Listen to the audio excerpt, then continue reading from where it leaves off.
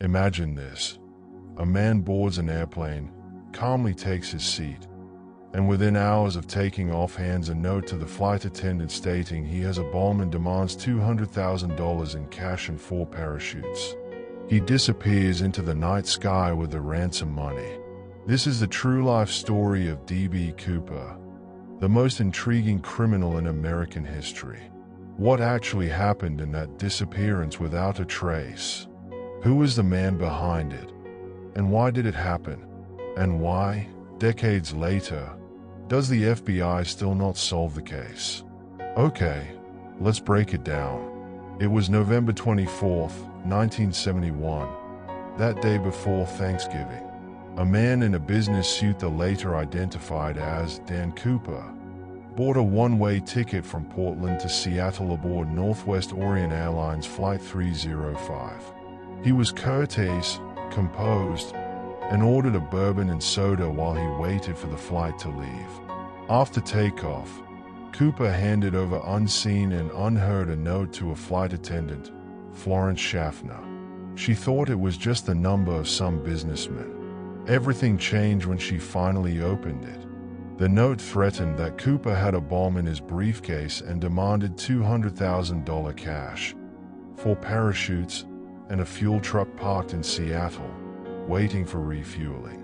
She transmitted this to the pilots, who in turn transmitted it onto air traffic control, where the nation would soon hook its eyes to the scenario.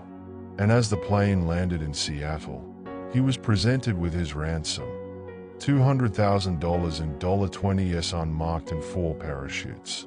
And he allowed the other 36 aboard, except 2 flight attendants and himself, to exit.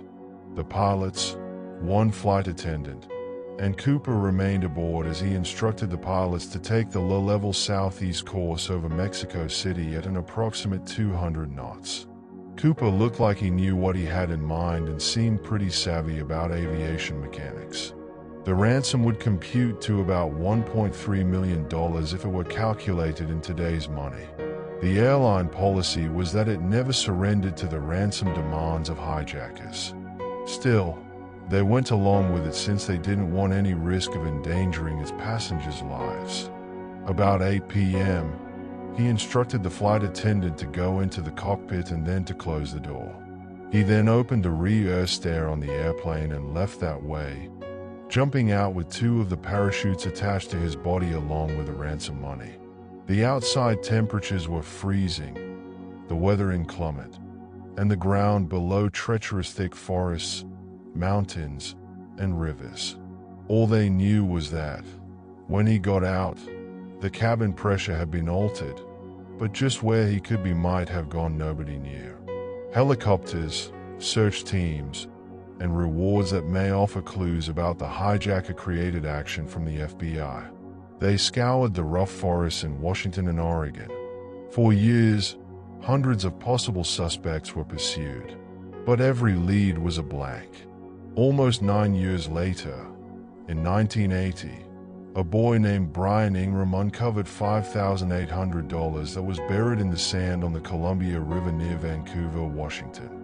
The money came in bills sporting the same serial numbers as Cooper's ransom money and sparked a lot of renewed interest in the case. But beyond the Ingram discovery, however, no other evidence of Cooper or the rest of the money was ever found.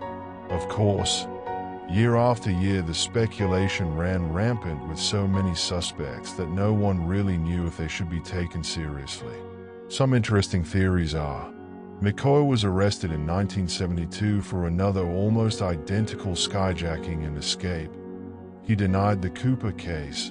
However, many of the FBI agents believed he was Cooper, but some interesting differences in appearance and behavior couldn't confirm it. Christian Zen was a paratrooper with earlier experience and also an erstwhile Northwest Airlines employee who bears some semblance to Cooper. He regretted that his deathbed confession by his family should not have come, as there was no enough evidence in place. The other long-standing candidate for the identity of D.B. Cooper is Rack Straw, who served in the military earlier in the Vietnam War. Earlier, Rackstraw would claim himself or his acquaintances to be one, but would deny the incidents when questioned straight on. One of the biggest secrets is if Cooper survived his jump. In fact, the FBI believes it's unlikely because of the following facts. Coop jumped into a heavily stormy weather condition, with temperatures below freezing. Survival without proper gear would be much tougher. The area he jumped into was heavily forested, mountainous, and difficult to navigate even in daylight. Many analysts feel Cooper was not an experienced skydiver.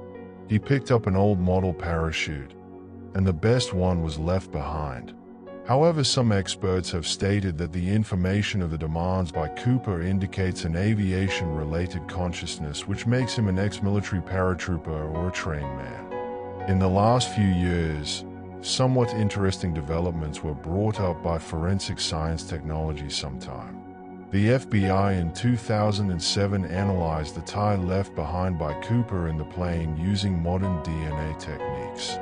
Titanium and other rare metals, trace elements at that time were few in use, and industries basically were related to aerospace industries. This made it seem plausible for the theory that Cooper had to be an employee working in some facility related to aircraft manufacture. In 2016, amateur sleuths said they observed pieces of cerium and pure titanium on the necktie of Cooper and believed he must have been working with advanced manufacturing and technology, or else was a worker in a laboratory. This is not enough for him to be confirmed to be this man. Many think that Cooper was driven by motives more than just the dollar value. He ejected 2 of the parachutes, which means he would have prepared a good escape. Some even theorize that he could have had conspirators with him in the ground. Still, others believe that he is an adrenaline junkie and wanted to commit a brazen crime for notoriety and mystique rather than for money. He spends the rest of his life living as another man. Cooper does survive the jump, and he might well have gone into hiding and just cashed a small amount of money at intervals to keep a low profile. D.B. Cooper is more than a folk legend. He's been covered in documentaries, and even fictionalized on shows as diverse as Mad Men and Prison Break, and for good reason. He was the iconic dashing criminal who bested the system. His saga even inspired an entire special episode of The X-Files. Officially, the case was closed in 2016 by the FBI. Intrigue, however, continues.